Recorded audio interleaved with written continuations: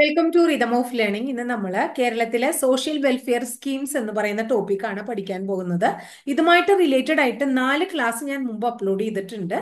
ഇന്നത്തെയും കൂടി ആവുമ്പോൾ ഏകദേശം കുറേയധികം ഭാഗങ്ങൾ നമ്മൾ കംപ്ലീറ്റ് ആക്കും. ഒരു ക്ലാസ് കൂടി ഉണ്ട്. 6 ക്ലാസ്സുകളോടുകൂടി കേരളത്തിലെ സാമൂഹ്യക്ഷേമ പദ്ധതികൾ അവസാനിപ്പിക്കണം എന്നാണ് വിചാരിക്കുന്നത്. അപ്പൊ ഡീറ്റെയിൽഡ് ആയിട്ട് തന്നെയാണ് പറയുന്നത്. ഒരു ഡിഗ്രി ലെവൽ ക്ലാസ്സിന് വരുന്ന രീതിയിൽ ഡിഗ്രി ലെവൽ എക്സാമിന് എങ്ങനെ സ്റ്റേറ്റ്മെന്റ് രൂപത്തിൽ വരുമ്പോൾ നിങ്ങൾക്ക് എഴുതാം എന്ന രീതിയിൽ തന്നെ ഭംഗിയായിട്ട് നമ്മളത് പഠിച്ചു പോകണം. അപ്പൊ ഇതിനു മുമ്പത്തെ 4 ക്ലാസ്സുകൾ കാണാത്ത കുട്ടികൾ അതും കൂടി കാണൂ കേട്ടോ. ക്ലാസ്സിലേക്ക് കിടക്കാം. സ്നേഹക്കൂട്. എന്താ സ്നേഹക്കൂട്? മാനസിക ആരോഗ്യ കേന്ദ്രങ്ങളിൽ നിന്ന് സുഖം പ്രാപിക്കുന്നവർക്ക് കേരള സർക്കാർ ആരംഭിച്ചിട്ടുള്ള പുനരധിവാസ പദ്ധതി. ഇപ്പോ മാനസിക രോഗമൊക്കെ വന്നിട്ട് ആൾക്കാർ അത് മാറി കഴിയുമ്പോൾ പലരും വീട്ടിലേക്ക് കൊണ്ടുപോകാൻ അവരെ താല്പര്യപ്പെടില്ല. അത്തരം ആൾക്കാർക്ക് വേണ്ടിയിട്ട് ഒരു പുനരധിവാസ പദ്ധതി കേരള ഗവൺമെന്റ് കൊണ്ടുവന്നിരിക്കുകയാണ്. അതിന്റെ പേരാണ് സ്നേഹക്കൂട് എന്ന് പറയുന്നത്. അടുത്തതാണ് കാതോരം. എന്താ കാതോരം? കുട്ടികളിലെ ശ്രവണ വൈകല്യങ്ങൾ പരിഹരിച്ചുകൊണ്ടുള്ള കേരള സാമൂഹിക നീതി വകുപ്പ് മുൻകൈയെടുത്ത് നടത്തുന്ന പദ്ധതി. അതായത് കൊച്ചുകുട്ടികളിൽ എന്താ പറയുന്നത്, നവജാത ശിശുക്കൾ ജനിക്കുന്ന കുട്ടികളിൽ തന്നെ കേൾവി പരിശോധന നടത്തി എന്തെങ്കിലും പ്രശ്നങ്ങൾ ഉണ്ടെങ്കിൽ കോക്ലിയർ ഇംപ്ലാന്റേഷൻ പോലെയുള്ള അങ്ങനെ ആവശ്യമുള്ള കുട്ടികൾക്കാണെങ്കിൽ അത് 18 മാസത്തിൽ ജനിച്ച് 18, അതായത് 1.5 വയസ്സിന് ഉള്ളിൽ തന്നെ അതിന്റെ സർജറി ഒക്കെ നടത്തുന്ന രീതിയിലുള്ള ഫ്രീ ആയിട്ട് കുട്ടികൾക്ക് സർജറി ഒക്കെ ചെയ്തു കൊടുക്കുന്ന പദ്ധതിയുടെ പേരാണ് എന്താ? കാതോരം എന്ന് പറയുന്നത് കേട്ടോ. അടുത്തത് മൊബൈൽ ഇന്റർവെൻഷൻ യൂണിറ്റ്. എന്താണ് കേരള ഗവൺമെന്റിന്റെ മൊബൈൽ ഇന്റർവെൻഷൻ യൂണിറ്റ് എന്ന് പറയുന്നത്? അതായത് മാനസിക വൈകല്യമുള്ള പല ആൾക്കാരും ഉണ്ടായിരിക്കും. അവർക്ക് അതുമായിട്ട് ബന്ധപ്പെട്ട കേന്ദ്രങ്ങളുണ്ട്, സേവനങ്ങൾ പ്രൊവൈഡ് ചെയ്യുന്ന, സർവീസ് പ്രൊവൈഡ് ചെയ്യുന്ന സെന്ററുകളുണ്ട്. അപ്പൊ അത്തരം സെന്ററുകളിൽ എത്തിച്ചേരാൻ പറ്റാത്ത ആൾക്കാരെ അവിടെ ചെന്ന് കണ്ട് അവർക്കുള്ള സേവനം കൊടുക്കാൻ വേണ്ടി കൊണ്ടുവന്നിട്ടുള്ള ഒരു പദ്ധതിയാണ്. ഇത്തരത്തിലുള്ളവർക്ക് അവർ താമസിക്കുന്ന പ്രദേശങ്ങളില് സമീപങ്ങളില് സേവന സൗകര്യങ്ങൾ നിശ്ചിത ദിവസങ്ങളിൽ എത്തിച്ച് അവർക്ക് കൂടി ലഭ്യമാക്കുക എന്നതാണ് മൊബൈൽ ഇന്റർവെൻഷൻ യൂണിറ്റുകളുടെ ഉദ്ദേശം. ഇത് ആദ്യത്തെ സ്റ്റെപ്പിൽ നടപ്പാക്കിയിരിക്കുന്നത്, അത് വളരെയധികം ശ്രദ്ധിക്കണം, കോഴിക്കോടും മലപ്പുറം. അപ്പോൾ കോഴിക്കോടും മലപ്പുറം ജില്ലകളിൽ ഇപ്പൊ മൊബൈൽ ഇന്റർവെൻഷൻ യൂണിറ്റുകൾ ഉണ്ടെന്ന് നമ്മൾ മനസ്സിലാക്കുക. താമസിയാതെ തന്നെ കേരളത്തിലെ 14 ജില്ലകളിലേക്ക് ഇത് വ്യാപിക്കുകയും ചെയ്യും. അടുത്ത പരിപാടിയുടെ പേരാണ്, അല്ലെങ്കിൽ അടുത്ത പദ്ധതിയുടെ പേരാണ് മാതൃയാനം എന്ന് പറയുന്നത്.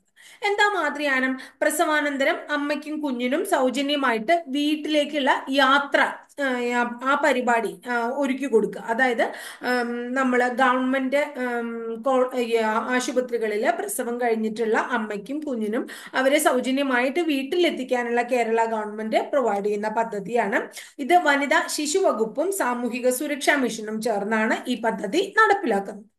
അടുത്തതാണ് മിഴി. എന്താ മിഴി?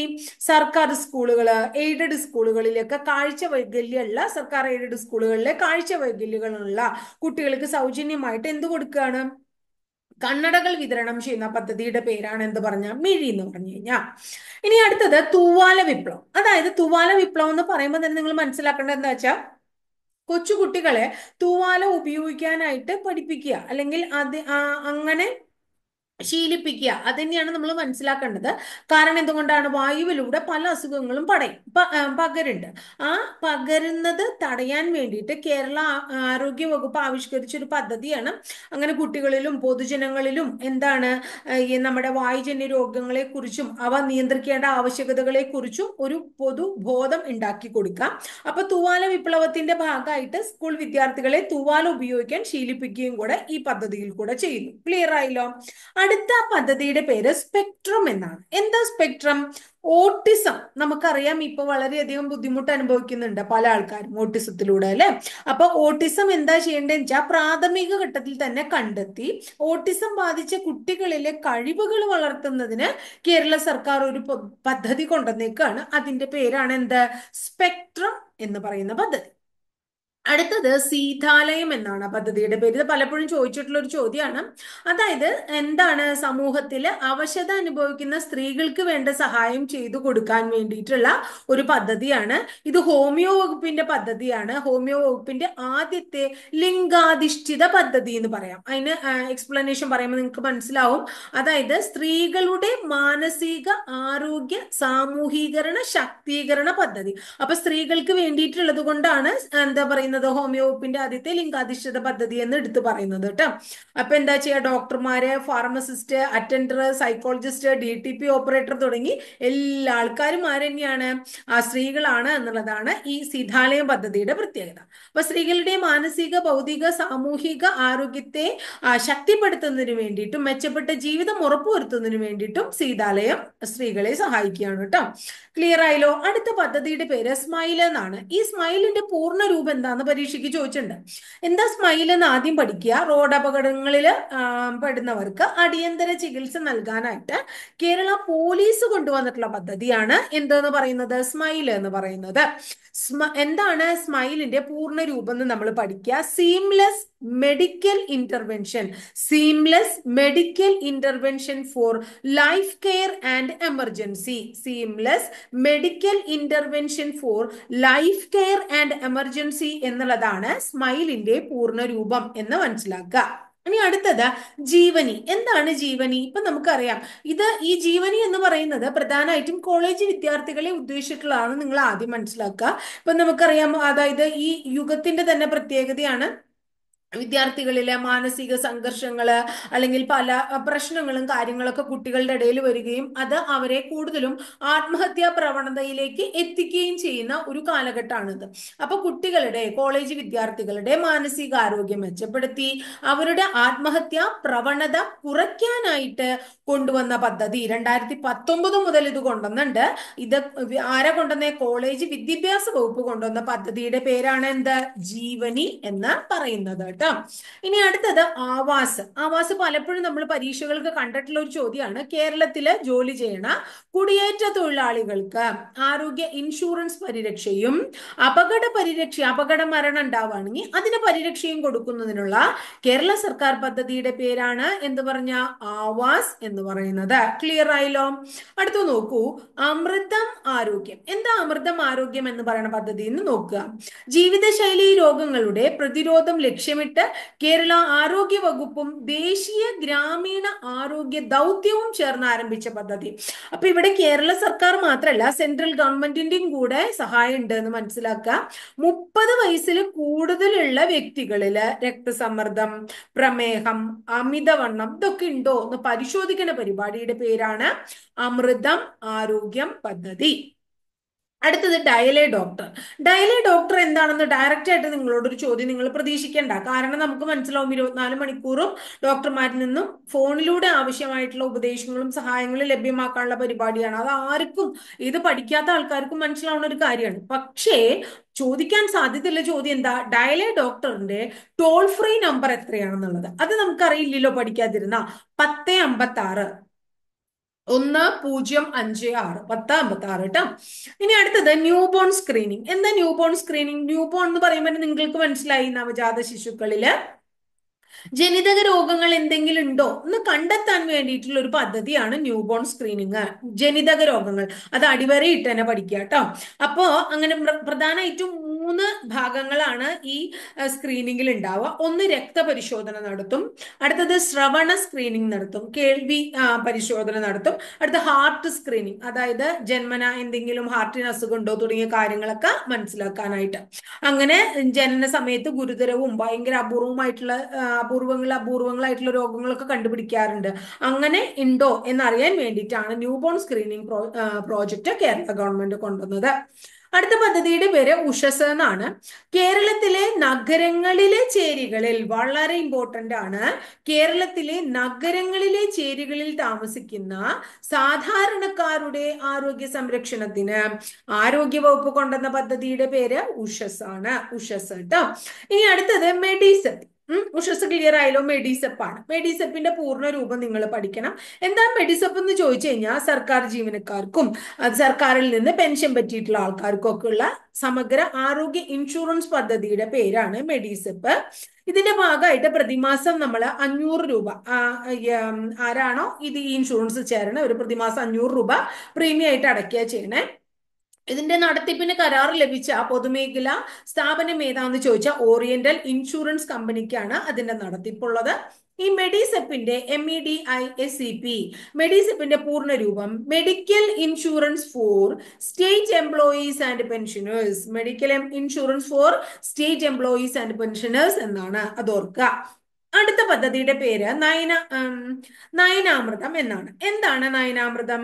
പ്രമേഹജന്യമായ നേത്രപടല രോഗത്തിന്റെ പൂർവ്വ പരിശോധനയും ചികിത്സയും. അതായത് പ്രമേഹമുണ്ട് അല്ലെങ്കിൽ ഷുഗർ ഉണ്ട് എന്നുള്ളത് കൊണ്ട് ചില ആൾക്കാർക്ക് കണ്ണിന് ചില പ്രശ്നങ്ങൾ ഉണ്ടാവും അല്ലെ. അപ്പൊ അത് മനസ്സിലാക്കാൻ വേണ്ടി ലക്ഷ്യമിട്ടുകൊണ്ട് കേരള സർക്കാരിന്റെ ഈ പദ്ധതിയാണ്. അത് ഓർണേറ്റ് ഇന്ത്യ UK-യുടെയും സഹകരണത്തോടെ ആരംഭിച്ച പദ്ധതിയാണ് നയനാമൃതം. ഒന്നും കൂടെ പറയാം. പ്രമേഹജന്യമായ നേത്രപടല രോഗത്തിന്റെ പൂർവ്വ പരിശോധന ലക്ഷ്യമിട്ടുകൊണ്ട് കേരള സർക്കാരിന്റെയും ഓർണേറ്റ് ഇന്ത്യ UK-യുടെയും സഹകരണത്തോടെ ആരംഭിച്ച പദ്ധതിയാണ് നയനാമൃതം. അടുത്തത് ആയുഷ് ഗ്രാമം. എന്താ ആയുഷ് ഗ്രാമം? ആയുർവേദത്തിൽ അധിഷ്ഠിതമായ ആരോഗ്യശീലങ്ങൾ പ്രകടിപ്പിക്കുക. ആയുഷ് എന്ന് പറയുമ്പോൾ ആയുഷ് വകുപ്പിന്റെ, അത് ആയുഷ് മിഷന്റെ ഒക്കെ ഒരു ഭാരതീയ ചികിത്സാ വകുപ്പും ഒക്കെ ആയിട്ട് ബന്ധപ്പെട്ടിട്ടുള്ളതാണ്. അതായത് ഇത് സെൻട്രൽ ഗവൺമെന്റിന്റെയും കൂടി വക കൊള്ളിച്ചുകൊണ്ടുള്ള ഒരു പ്രോജക്റ്റ് ആണ്. എപ്പോഴും ആയുഷ് വകുപ്പിന്റെ പ്രോജക്റ്റുകൾ ചോദിക്കാറുണ്ട്. അപ്പൊ ശ്രദ്ധിക്കുക, ആയുർവേദത്തിൽ അധിഷ്ഠിതമായ ആരോഗ്യശീലങ്ങൾ പ്രചരിപ്പിക്കുക, പകർച്ചവ്യാധി പ്രതിരോധം, ജീവിതശൈലി രോഗപ്രതിരോധം എന്നിവയിലൂടെ പ്രവർത്തനങ്ങൾ നടത്തുക, യോഗ, ഔഷധ സസ്യകൃഷി തുടങ്ങിയവ പ്രോത്സാഹിപ്പിക്കുക.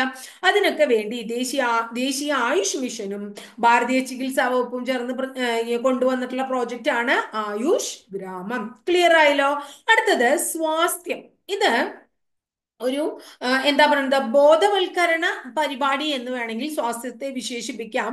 കുടുംബശ്രീയും ആരോഗ്യ വകുപ്പും കൂടി വളരെ കാലം മുമ്പ് 2015 തന്നെ കൊണ്ടുവന്നിട്ടുള്ളതാണ് ക്യാൻസർ ബോധവൽക്കരണ പ്രതിരോധ നിയന്ത്രണ പരിപാടി. അതായത് ക്യാൻസറിന് ബോധവൽക്കരണം കൊടുക്കാതെ പ്രതിരോധിക്കാൻ എന്തൊക്കെ കാര്യങ്ങൾ ചെയ്യുക, നിയന്ത്രിക്കാൻ എന്തൊക്കെ കാര്യങ്ങൾ ചെയ്യാന്ന് ഉള്ള ഒരു ബോധവൽക്കരണ പരിപാടി കുടുംബശ്രീയും അതുപോലെ തന്നെ ആരോഗ്യവും കൂടി കൊണ്ടുവന്നിട്ടുള്ളതാണ് സ്വാസ്ഥ്യം.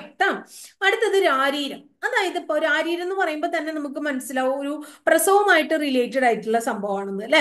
അപ്പൊ ആയുർവേദ സമ്പ്രദായം അനുസരിച്ച് ഗർഭിണികളെ പരിചരിക്കുക, പ്രസവാനന്തര ശുശ്രൂഷ കൊടുക്കുക, നവജാത ശിശുക്കളെ പരിചരിക്കുക. അതിനൊക്കെ വേണ്ടി ആയുഷ് മിഷന്റെ ആഭിമുഖ്യത്തിൽ ആരംഭിച്ച പരിപാടിയുടെ പേരാണ് രാരീരം. ക്ലിയർ ആയോ? ആയുർവേദ സമ്പ്രദായം അനുസരിച്ച് ഗർഭിണികളുടെ പരിചരണം, പ്രസവാനന്ദ ശുശ്രൂഷ, നവജാത ശിശു പരിചരണം, അതുമായിട്ട് റിലേറ്റഡ് ആയിട്ടുള്ള പരിപാടിയാണ് രാരീരം ട്ടോ. അടുത്ത നോക്കൂ, കെയർ ഓൺ വീൽസ് എന്നാണ് അടുത്ത പരിപാടി. എന്താ അത്? അതായത് മലയോര മേഖലകളില് തീരപ്രദേശങ്ങളിലൊക്കെ താമസിക്കുന്ന ജനങ്ങൾക്ക് ജീവിതശൈലി രോഗങ്ങൾ ഉണ്ടെങ്കിൽ അത് നിർണ്ണയിക്കുന്നതിനും അതിന് ചികിത്സ കൊടുക്കുന്നതിനും വേണ്ടി ഏർപ്പെടുത്തിയ പദ്ധതിയാണ് കെയർ ഓൺ വീൽസ്. ക്ലിയർ ആയോ? മലയോര മേഖലകളിൽ താമസിക്കുന്ന ആൾക്കാര്, തീരപ്രദേശങ്ങളിൽ താമസിക്കുന്ന ആൾക്കാര്, ഇവർക്കൊക്കെ ജീവിതശൈലി രോഗങ്ങൾ ഉണ്ടായിക്കൂടെ? അപ്പൊ അവർക്ക് ജീവിതശൈലി രോഗങ്ങൾ ഉണ്ടോ എന്ന് മനസ്സിലാക്കുക, അതിനു വേണ്ടിയിട്ട് അത് രോഗനിർണയം നടത്തുക, ചികിത്സയും കൊടുക്കുക. അതാണ് കെയർ ഓൺ വീൽസ്. ഇത്രയും പറഞ്ഞു കഴിയുമ്പോൾ നമുക്കറിയാം ഗ്രാമപ്രദേശങ്ങളിലൊക്കെ ഏറ്റവും കൂടുതൽ ആരോഗ്യപരമായിട്ട് എന്താ പറയുന്നത്, സാധാരണക്കാരുടെ ഇടയിലേക്ക് ഇറങ്ങി വരുന്ന ഒരു കേരള ഗവൺമെന്റുമായിട്ട് റിലേറ്റഡ് ആയിട്ടുള്ള ഒരു പ്രവർത്തക എന്ന് പറയാൻ നമുക്ക് ആശാ വർക്കർ അല്ലെ. അപ്പൊ ആശാ വർക്കർ ആരാണ് അല്ലെങ്കിൽ ആശാ പ്രവർത്തകർ ആരാണ് എന്ന് നമുക്ക് പഠിക്കണം. ആശ, ASHA എന്ന ആശയുടെ പൂർണ്ണ രൂപം തന്നെ പഠിച്ചിട്ട് നമുക്ക് തുടങ്ങാം. ആശ അക്രഡിറ്റഡ് സോഷ്യൽ ഹെൽത്ത് ആക്ടിവിസ്റ്റ് എന്നാണ് ആശാ വർക്കറിന്റെ അല്ലെങ്കിൽ ആശയുടെ പൂർണ്ണ രൂപം. ഗ്രാമീണ മേഖലയില് സാധാരണക്കാരായ ജനങ്ങൾക്ക് അല്ലെങ്കിൽ പാവപ്പെട്ട ജനങ്ങൾക്ക് പ്രാഥമിക ചികിത്സാ സൗകര്യങ്ങള് എത്തിക്കുന്ന ആരോഗ്യ മേഖലയിലെ പ്രവർത്തകരാണ് ആശാ പ്രവർത്തകർ. 1000 ജനസംഖ്യക്ക് ഒരു ആശ എന്നതാണ് കണക്ക്. പരീക്ഷയ്ക്ക് ചോദിച്ചിട്ടുള്ളതാണ് 1000 ജനസംഖ്യക്ക് ഒരു ആശ. അതുപോലെ ആശയുടെ പൂർണ്ണ രൂപവും ചോദിച്ചിട്ടുണ്ട്. ഇനി ആരായിരിക്കണം ഒരു ആശാപ്രവർത്തകർ? ഒരു ആശാപ്രവർത്തക ഒരു ഗ്രാമത്തിലെ വിവാഹിതയോ വിധവയോ വിവാഹ മോചിതയായ സ്ത്രീയോ ആകാം. ഇവർ 25 വയസ്സിനും 45 വയസ്സിനും ഇടയിൽ പ്രായമുള്ള സ്ത്രീ ആയിരിക്കണം. അത്ര ആൾക്കാരെയാണ് നമ്മൾ ആശാ വർക്കറായിട്ട് തെരഞ്ഞെടുക്കുള്ളൂ. അവർക്ക് 10ാം ക്ലാസ് മിനിമം യോഗ്യത ഉണ്ടായിരിക്കുകയും വേണം. ഗ്രാമങ്ങളുടെ ആരോഗ്യം, ശുചിത്വം, പോഷകാഹാരം എന്നീ സമിതികളുമായിട്ടുള്ള ചേർന്ന് ഒരു സമഗ്ര ഗ്രാമ ആരോഗ്യ പദ്ധതി വികസിപ്പിക്കുക എന്നതാണ് ആരുടെ ലക്ഷ്യം? ആശാപ്രവർത്തകയുടെ ലക്ഷ്യം. അപ്പൊ ഇന്നത്തെ ക്ലാസ്സിൽ നമ്മൾ സോഷ്യൽ വെൽഫെയർ സ്കീമുമായിട്ട് റിലേറ്റഡ് ആയിട്ട് ഇത്തരം കാര്യങ്ങളാണ് പഠിക്കുന്നത്. ഇന്നത്തെ ക്ലാസ് ഒക്കെ നിങ്ങൾക്ക് ഇഷ്ടപ്പെട്ടു എങ്കിൽ തീർച്ചയായിട്ടും നിങ്ങളൊന്ന് ലൈക്ക് ചെയ്യണം. കൂടാതെ ഇഷ്ടപ്പെട്ട ക്ലാസ്സുകളാണെങ്കിൽ നിങ്ങൾ നിങ്ങളുടെ കൂട്ടുകാർക്കും കൂടെ ഒന്ന് ഷെയർ ചെയ്ത് കൊടുക്കണം. ആദ്യമായിട്ട് ചാനൽ കാണുന്ന കുട്ടികൾ ചാനൽ ഒന്ന് സബ്സ്ക്രൈബ് ചെയ്യുക. സബ്സ്ക്രൈബ് ചെയ്യുന്നതോടൊപ്പം ബെൽ ബട്ടൺ കൂടി ക്ലിക്ക് ചെയ്യുമ്പോൾ ഞാൻ ഓരോ ദിവസം അപ്ലോഡ് ചെയ്യുന്ന വീഡിയോസ് കൃത്യമായിട്ട് നിങ്ങൾക്ക് നോട്ടിഫിക്കേഷൻ രൂപത്തിൽ ലഭിക്കുകയും ചെയ്യും. അപ്പൊ അടുത്ത ദിവസം വളരെ നല്ലൊരു ടോപ്പിക്കുമായി നമുക്ക് വീണ്ടും കാണാം കേട്ടോ.